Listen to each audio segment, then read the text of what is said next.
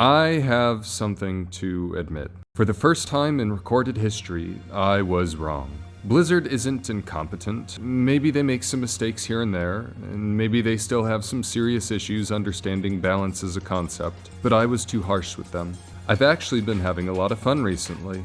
Not all of their changes make a lot of sense, but at the end of the day, if the experience remains this enjoyable, and the game design holds up this much, and the things that make the game shine still hold up to this day, albeit in a bit of a different form from how the game used to operate, then I think I can say they are actually doing a pretty good job. Wait, hold on, why is that footage of Overwatch? No, that game is terrible, get rid of that.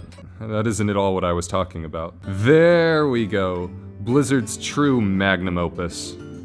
At the very least, this one isn't run by mole people. These things go wrong at Blizzard, but I do know what I want them to do about it. Maybe, just this once, they'll listen. Fire them. Who was it that came up with the new concept for the fire system? Whose idea was this? Fire them. They like new ideas concerning fire, right? Here's a new idea about fire. Fire them. Get rid of them now. They are not smart. When a bad decision is made, it has to come from somewhere. Ideas aren't just things that magically appear. They come from somewhere.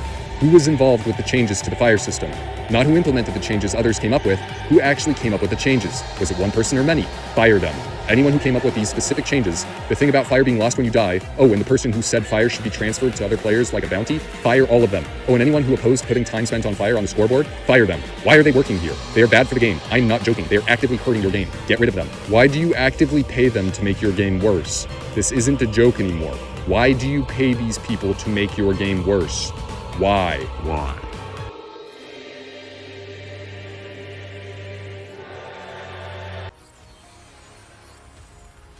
Maintaining connection.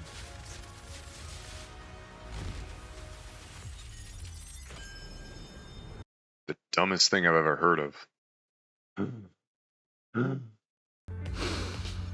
I had a completely different video planned. Actually, where do I begin?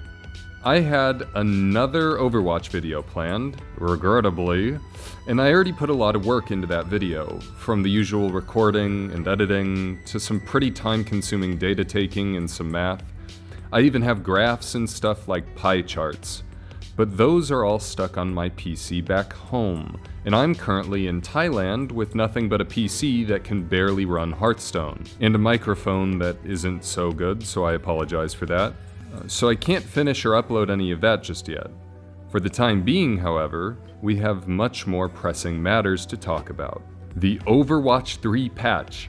Yes, I know this isn't Overwatch 3, but come on, look at those changes. It's Overwatch 3.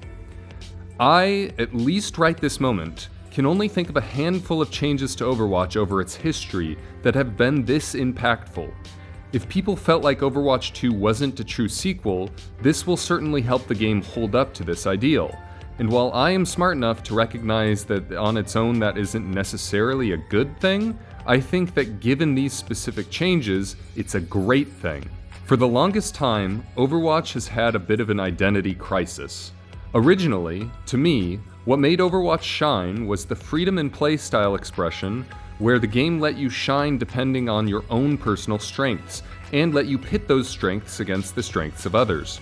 Whether you preferred strategy, aim skill, or something else entirely as well, the game let you fit into a match in your own unique way. Things got especially murky and bleak with the release of Overwatch 2, where it seemed like the devs had decided that pandering to players of other similar yet different games was the main way back into the market. In my first video, I criticized this approach because as much as the devs wanted the game to be a Counter-Strike clone and appeal to that demographic, Overwatch just wasn't capable of doing this.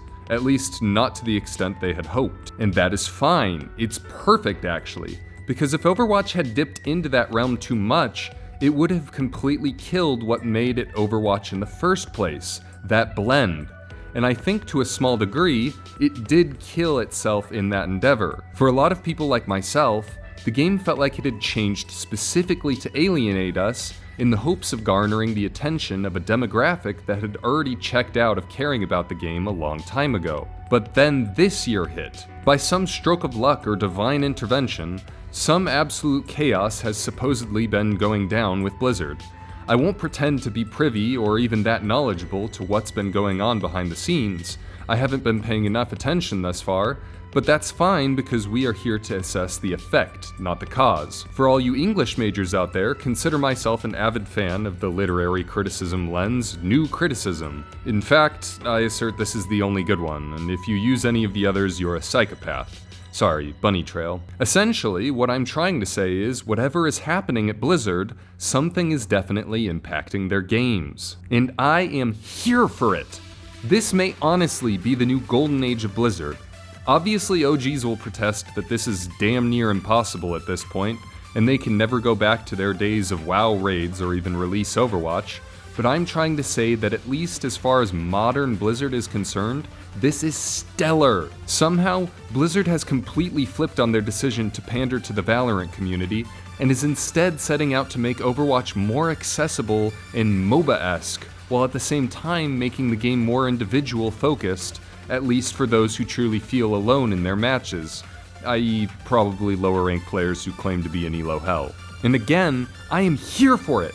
By making it easier to aim, Blizzard has just opened the gates for a whole flood of potential players to enjoy the game more. It reduces the focus on monotonous aim training that rewards those with ample time on their hands, but even closes the gap a bit for those with shittier PC setups to actually be able to participate as if they are genuine humans, rather than slug people watching from the sidelines and getting ridiculed for playing Mercy. While I recognize you don't need aim to win, as I've shown by hitting top 500 over and over again while having the aim of a rat in a wheelchair, I also recognize just how much more welcoming the game and hero roster will feel when the aforementioned players load the game up. And let's be honest, if your aim was good enough, you didn't really need strategy to win either. This, in my opinion, also serves to more distinctly define the personality of Overwatch within a community saturated with games that are all so similar. So many shooters, i.e. like the previously mentioned Counter-Strike and Valorant, feel the exact same,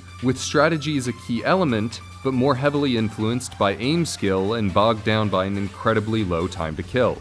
On the opposite side, MOBA-esque games usually feel so complicated that new players have trouble joining in, and there's normally almost no focus on aim skill, or at least nothing comparable to a shooter. The Overwatch dev team is finally once again embracing Overwatch's unique aspect of having strategy as a forefront player in the game's design, while still being incomparable to MOBAs because of the first-person shooter dynamics, and lack of anything so complicated as an item store. Alongside this, I mentioned it briefly, the time to kill in Overwatch being increased is a huge deal.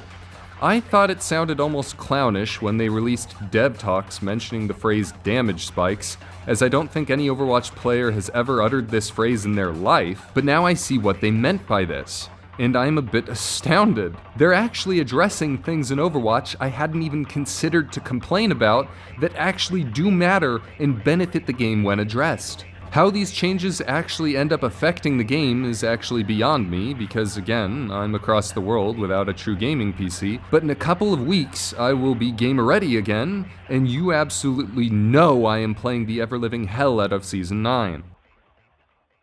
Now I know this is a new topic for this channel, but it's actually a big deal here because of the trend and how it's affecting me, thus how it's now affecting all of you watching this. I have been spending a lot of down moments here playing another Blizzard game I actually really enjoy, Hearthstone. In my opinion, Hearthstone, as much as it's a hellscape for balance, has had some really healthy and interesting changes in the recent past, from the core set introduction a few years ago to stuff like catch-up packs now, and this year has to be the most exciting announcement I've heard in a while for them. The Year of the Pegasus is the 10th anniversary of the game, and the dev team is trying their best to have cards released this year be a celebration of the history of the game. For OG players like myself, there are so many fun references and interesting revitalizations of old things from the game, primarily things that had a big impact on the community, i.e. cards that had memes made about them, or had the community talking, are all getting revived in some manner or other. To what extent they follow through with this goal, I'm unsure, and it will dictate how big of a deal this actually is, but from what I've seen so far with things like Hearthstone Brew, it's going to be a blast to play.